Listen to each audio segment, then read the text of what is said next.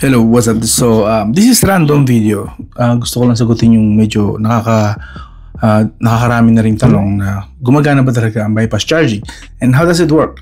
Kaso nga lang, meron lang tayo ngayon is this Infinix Note 50 Pro Plus 5G. Now, this one is bagong install na Windows 11. So, we need a Windows 11 CD key.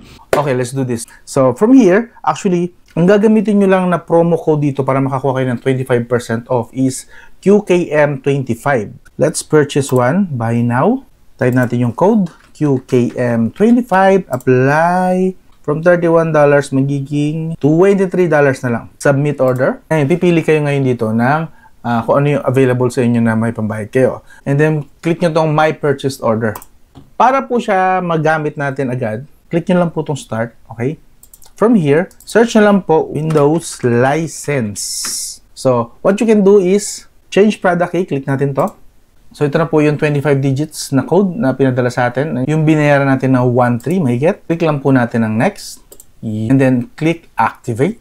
Ayan, papakita ko sa inyo na legit po ito. Supposedly, mag-activate ngayon. Ooh! See? Windows activated. Now, again, available po sa kanila din ang Windows 10 Enterprise kung gumagamit pa rin po kayo ng Windows 10. Now, for the games naman, gagamitin nyo naman na code para sa mga games ay QKM lang. Yan. Again, that's just 3% discount. Still, discount pa rin po yan. Okay?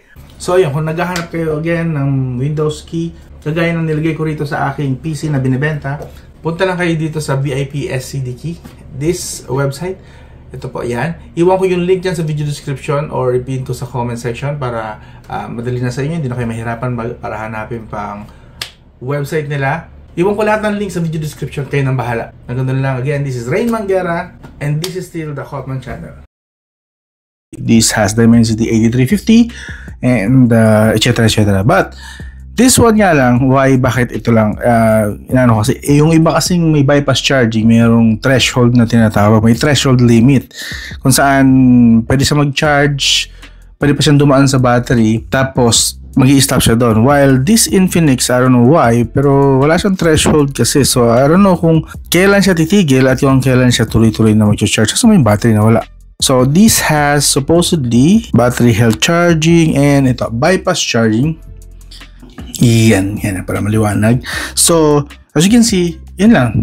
Meron lang tayong switch for bypass charging pero wala po tayong threshold control kung saan siya magsa-stop, anong percent, etc. etc. So ito yung kanyang mga official din po ito ng mga charger niya. This one is the cord, of course. Gagamitin natin official cord and official charging brick which is 100 watts. Yan, no? Solid, no? So, yun. Very promising itong si Infinix Note 50 Pro Plus. So, isasaksa ko na. And right now, for tayo mag-start iseset ko lang yung situation. We currently have 28% na lang. So, again, wala tayong threshold control. Hindi natin alam kung kailan siya mag-i-start mag-work yung bypass charging at kung kailan mas maganda sana ganong phone. Ang meron yatang ganon is, I don't know, Tecno or the Poco. I'm not really sure. But anyway, so, isasaksak natin to doon sa extension. So, okay. Saksak ko na to. I'll just check kung, since again, wala ang threshold control, tingnan ko kung saan siya mag-work, anong percentage siya mag-work, kung mag-work ba siya agad, magdadagdag ba siya agad ng percentage or hindi. Since bypass charging ng naka-on. How about, ano ba yung medyo mapagtsatsagaan ko na lumang game, matagal na game. How about, let's do Mobile Legends na lang. Okay. And then, syempre, sasaksak natin to again. We are using, alright. How about that? Alright. Bear with me muna ha. Check lang natin to. Wait. Baguhin ko lang yung angle ng camera. Ilapit natin ng konti. And let's see kung gumagana yung bypass charging. Supposedly gumagana. Performance mode tayo. And where is the bypass charging? Here. Okay. So when your phone is connected to the original charger, original pang gamit natin, wala siyang lusot dito. During gaming or video playback, the power supply will bypass. So, gagana lang yung bypass charging during gaming or video playback daw. So, currently, we are gaming. So, supposedly, gagana siya to power the phone directly, helping to prevent overheating, extend battery lifespan. Okay. FYI lang, no? Hindi porke gumagamit tayo ng bypass charging is hindi na siya mag-iinit. Tandaan nyo na ang totoong nagtatrabaho rito during gaming is the chipset. Which means, ang totoong umiinit talaga is yung chipset. Tapos, si battery, umiinit lang din ng konti pero not as hot as chipset. Ang chipset po kasi umiinit siya hanggang 80 to 90 degrees, even 100 degrees Celsius. Okay lang sa kanya yun kasi design talaga ang chipset na maka-reach ng ganong init kasi nga siya yung nagtatrabaho. But the battery, it's not designed na lumagpas ng 50 degrees Celsius. Okay, kaya masama sa the battery yun. Pero again, hindi porket umiinit siya is hindi gumagana yung bypass charging. Iinit pa rin siya kasi yung chipset is yun talaga ang totoong nagtatrabaho rito sa gaming. Hindi po battery ang nagbibigay sa atin ng graphics at nagpapaandar ng game ha. Battery is the juice, the fuel para gumana ang chipset. So ang pinakatotoong nagtatrabaho again is chipset. So may init pa rin tayo makukuha rito. Okay, so we are gaming pero 35%, remember 28% tayo nag-start. So nag-charge siya. So anong bypass charging dito? Di pa ako naglalaro pero ang layo na narating ng charging. How do I know na nag-work na yung bypass charging? Anyway, bantay-bantayan na lang natin. Medyo ano nga ito, no? Parang, what? Is this may lagay lang si Infinix na may bypass charging? May mailagay lang, masabi, pero hindi naman talaga nagba-bypass charging. Anyway, observe natin. Kapag may percentage na nag-stop, yun siguro ang threshold niya. But if this continue hanggang 100%, posible na wala itong bypass charging talaga. Hindi totoo yung bypass charging niya. Again, I'll show you. See this? Bypass charging turned on. Okay, it's on. Okay, now try natin maglaro. We started at 623 and nasa 35% tayo. After the game, kung nag-stage sa 35%, malamang yun ang threshold niya. Good for me. Pero kung tuloy-tuloy siya hanggang 100%, by the time na tapos na ang game, hindi nga nag-work ang bypass charging dito.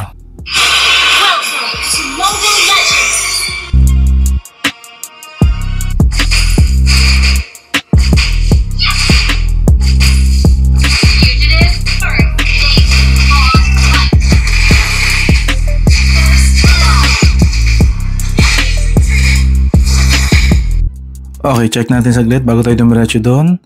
Uy, we stayed at 35%. Okay, I take back what I said na hindi gumagana. Gumagana siya hanggang 35%. So, nagmadali lang siya kanina sa umpisa na umabot sa 35%.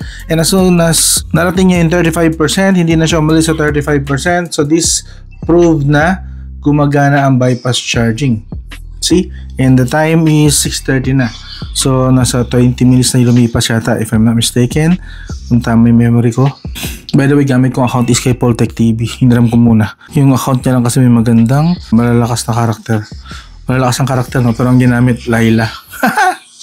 Confirm po, gumagana po ang bypass charging. At actually, in terms of heat, dahil nga nag-bypass charging tayo, it stayed at 35, 36, sabi natin 36 degrees Celsius.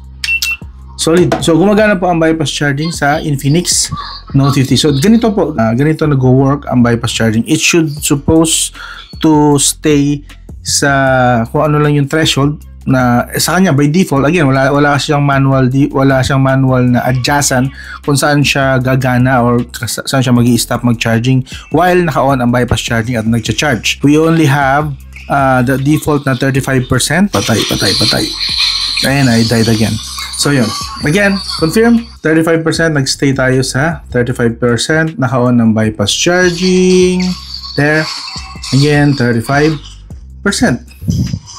Okay, so yeah, that's how bypass charging works. Gumagana po ang bypass charging, so confirm, ganyan po ha. And of course, like I said, hindi po ibig sabihin, ulitin ko lang ha, emphasis ko lang doon sa mga hindi nakakaunawa na akala nila bypass charging, pag naka-on yun is hindi na mag-iinit. Do not forget na ang pinakamainit sa lahat, umabot pang minsan na 90 to 100 degrees Celsius. Ganun kataas, 90 to 100 degrees Celsius.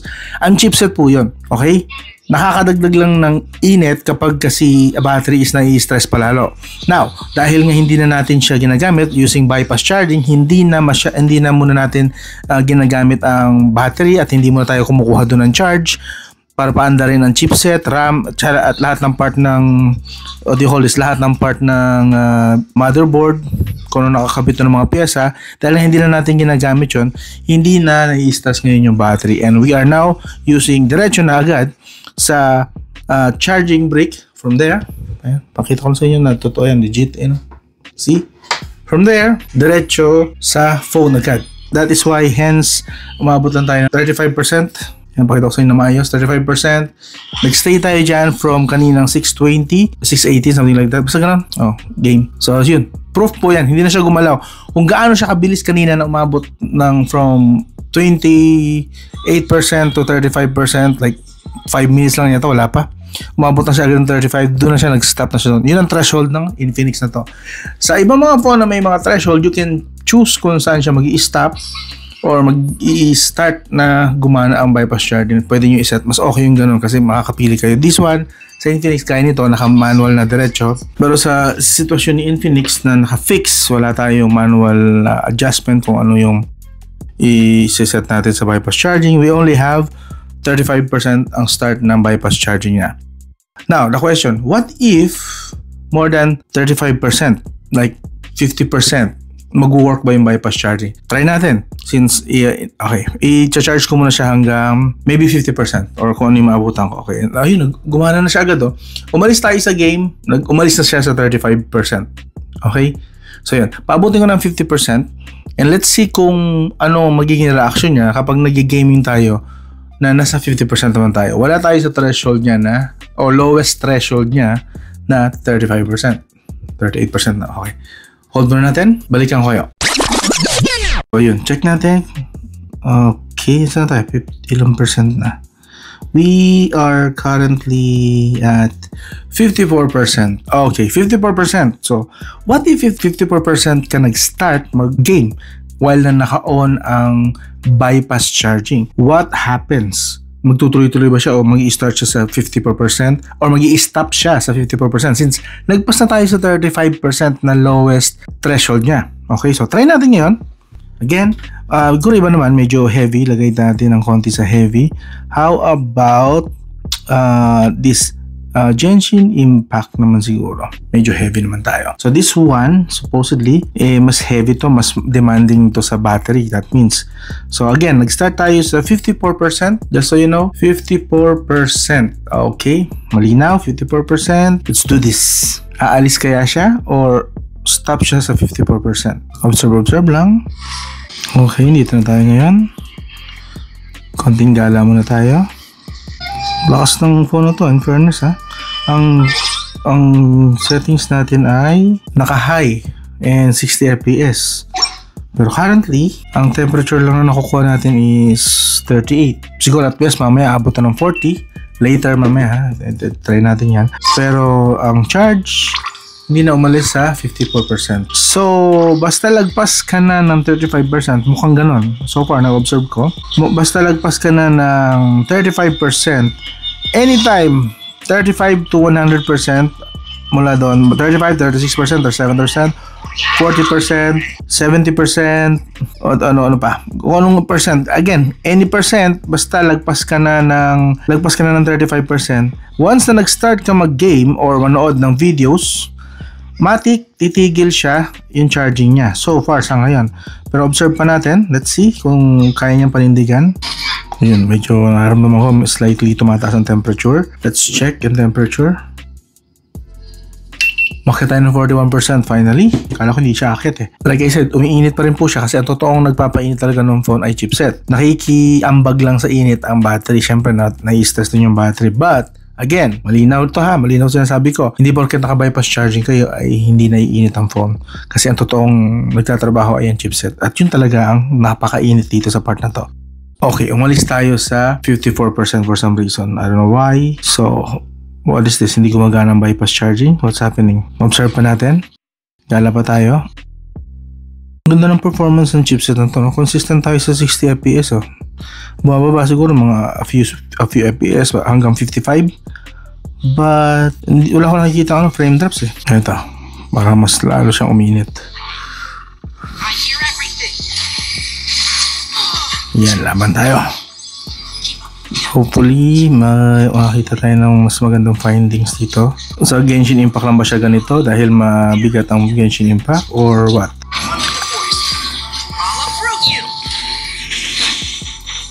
Alright, natapos natin yon. Lakas ng karakter na to, fairness. So, percentage.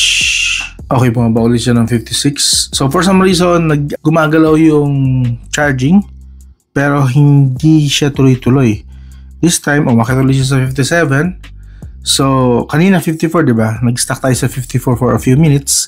And then, nakagala-gala na tayo. And napansin ko umakit siya 57, then 56. So, siguro maglalaro lang siya around 55, 54 to 60. Maybe. Observe pa natin. Another more couple minutes para ma-confirm ko lang yung sitwasyon. How's the temperature? 42. Umakit tayo ng 1 degree. Let's see. Okay. Nag-stay na siya sa 57. So, may movement konti. Pero as we can observe so far is yung again, nag-stay siya sa 54% for a couple of minutes. And then umakit siya sa 57. Then 56. Then now nag-stay siya sa 57. So, at this point siguro, dahil siguro sa malakas yung game, medyo demanding yung game, mas malakas ang requirement niya sa battery kasi nga, mas nagtatrabaho ng doble to triple yung what do you call this, yung chipset. Hindi kagaya sa Mobile Legends, magaan lang kasi yun. Ang pinaka-trabaho lang talaga sa Mobile Legends, actually, pag ganito mga kalalakas na chipset is, kailangan lang stabilize yung signal, yung mobile data, yung internet. But this one, sa mga ganitong game naman, yung graphics talaga. Kasi, mas malaki ang mapa nito. This is an open world game. So, mas malakas or mas malaki yung kanyang requirement. So, as you can see, nag-stay tayo. So, as far as I'm concerned, kapag below 35% ka, at least dito sa Infinix, again, iba-ibang phone, pwede nyo i-test po ang yung mga phone. Test nyo sarili nyo rin kung may mga bypass charging. Observe nyo kung mayroong threshold settings, experiment kayo. Pero, like I said, kung Infinix Note 50 Pro or Note 50 Pro Plus 5G or any Note 50, at least dito sa ganitong unit na may ganitong setup para sa bypass charging, below 35%, akit yung charging hanggang sa 35%. At least sa lowest na threshold. Pero kung lagpas kayo sa 35%, mag-i-start mag-gaming, like nasa 80% kayo, 50%, 60%, any percent, basta lagpas 35%, okay naman siya. Yun, bumaba ulit siya ng 56. So, hindi nga siya, minamaintain niya hanggat maaari, 56, 57. Doon lang siya, babalik-balik na lang siya ngayon. Doon sa 56 and 57% while naka-open tong game. Okay, confirm. So, bypass charging nag-work po sa Infinix Note 50 Pro Plus. Good job. Kung may bypass charging hanggat maaari, gusto kong gamer kayo, I would recommend na piliin nyo yung mga may bypass charging. Nag-work naman po talaga. At least dito sa Infinix I don't know sa ibang brand kung nag-work din. You can test din naman for your own. Libre pong i-test ang sarili nyo mga phone. Huwag nyo na pong i-request sa akin na i-test yung mga phone nyo kasi malamang wala ako ng phone nyo. So, mahirap i-confirm. Ang hirap sa side ko, bibili pa ako para lang i-test yung bypass charging. So, yun. Test nyo na lang sa sarili nyong phone. Why not? Observe nyo. Dali lang naman. Tapos na tayo. Wala pang masang oras. I hope na naging informative ito para sa mga nag-curious dyan. Hindi alam, hindi maintindihan. Para sa mga bypass charging, how does it work? Ito po yung video na yun. And I hope kahit paano naliwanagan kayo. Pero I encourage you na i-test mismo. Kayo mismo, since hawak nyo na yung phone nyo na mayroong bypass charging, i-test nyo mismo kung paano naman nag-work yung sa inyo or nag-work nga ba. Kasi sa Infinix, it works.